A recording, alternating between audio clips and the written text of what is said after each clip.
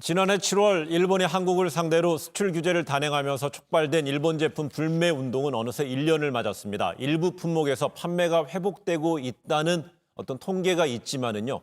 소비자들의 일본 제품 구매는 여전히 부진한 거로 드러났어요. 네, 일본산 제품의 불매 운동이 시작이 된 게 이제 지난해 이맘때쯤이었는데요.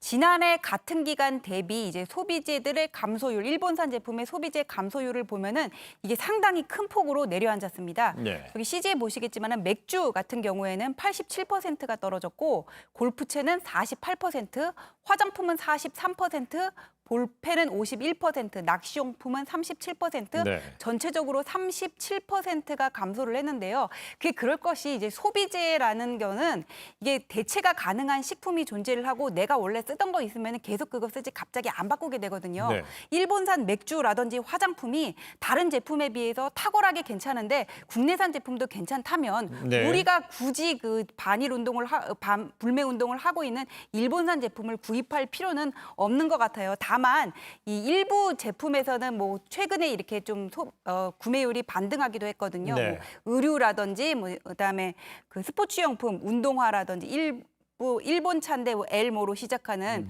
고급차 같은 경우에는 좀 어느 정도 반등폭이 있기도 했는데 그 소비재 종류에 따라서 이게 네. 기호가 심하고 그다음에 또 생필품으로서의 기능을 갖는 것들에 있어서는 조금 이렇게 다른 상승세가 나타나고 있는 것으로 보입니다. 일본 제품 불매 운동이 1년 가까이 이어지면서 한국을 따는 일본의 대표적인 기업들 이름도 눈에 띄고 있죠. 예, 그렇습니다. 대표적인 기업들을 소개해드리면 먼저는 카메라 브랜드 있죠. 올림푸스라고 하는 카메라 브랜드 있습니다. 아마 많은 분들이 아실 거예요. 20년 동안 우리나라에서 사업을 했었고요. 판매도 했었는데 이 브랜드가 30일 오후 6시를 기해서 직영 매장을 모두 다 닫기로 했습니다. 네. 그래서 철수를 공식화했고요. 그것뿐만 아니라 이제 자동차 브랜드 중에 닛산이라는 회사가 있는데 12월까지만 운영을 하기로 했고요. 이게 닛산 같은 경우에도 보면 전체적으로 약 77%까지 감소하는 인피니티라고 하는 그 모델 같은 경우에 77%가 감소하는 그런 결과가 나와서 결국 이제 철수한다는 표현을 했고요.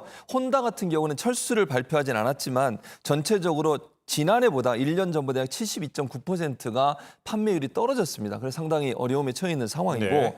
유니클로 잘 아시지 않습니까? 대표적인 일본 기업이라고 할 수 있는데 유니클로가 운영하는 자매 브랜드가 있습니다. GU라고 하는 브랜드인데 이 브랜드도 우리나라에 3개 매장이 있는데 이 3개 매장을 8월까지만 영업을 하고 문을 닫기로 했습니다.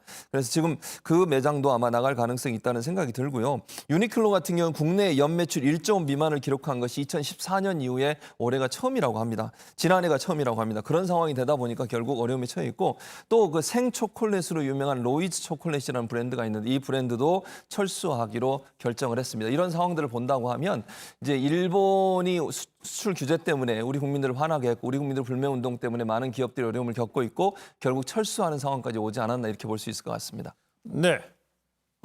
수출 감소와 한국의 불매 운동으로 일본이 역풍을 맞으면서 일본 안에서는 지난해 강제징용 판결 맞대응으로 내놓았던 이 수출 규제를 택한 것이 잘못된 판단이었다. 이런 목소리도 좀 많이 나오고 있는 것 같아요. 일본도 지금 코로나 이후 경제가 안 좋단 말이에요. 그러니까 사람들이 일단 모임을 자제하니까 소비재 구매율이 감소할 거란 말입니다. 근데 뭐 일본의 맥주라든지 화장품, 볼펜 같은 거를 주로 어느 나라에서 사겠어요? 미국이라든지 미주에서 살까? 미국이라든지 뭐 유럽에서 사는 게 아니라 우리 아시아에서 우리나라 시장이 큰 시장이란 네. 말이에요. 그런데 아까 보니까는 뭐 50% 내외씩 이렇게 구매율이 떨어지니까는 일본 기업들이 가뜩이나 어려운데 한국에서 이런 불매 운동이 벌어지니까는 이거 아베 총리가 잘한 거냐 이런 목소리가 비판의 목소리가 나오고 있는 겁니다. 징용 네. 피해자 소송에 대응해서 경제 급소를 찌르는 방식이 올바른 것이었는지 의문이 강해지고 있다. 도쿄신문에서는 이렇게 정했습니다. 그러니까 이 강제징용 소송이라는 게 본인들의 잘못으로 인해서 벌어진 일인데 이걸 가지고 경제적으로 보복을 하는 게 올바른 일이었냐는 거죠. 그러니까 일본의 여론 내에서는 한일 관계를 이제 개선할 때가 되지 않았냐 지금 이렇게 얘기를 하고 네. 여기서 지금 주목을 받는 인물이 이시바 시게루라는 전 자민당 간사장인데요. 이 사람은 일본 내 차기 총리 적임자를 묻는 여론조사에서 최근에 26%로 네. 1위를 차지했습니다.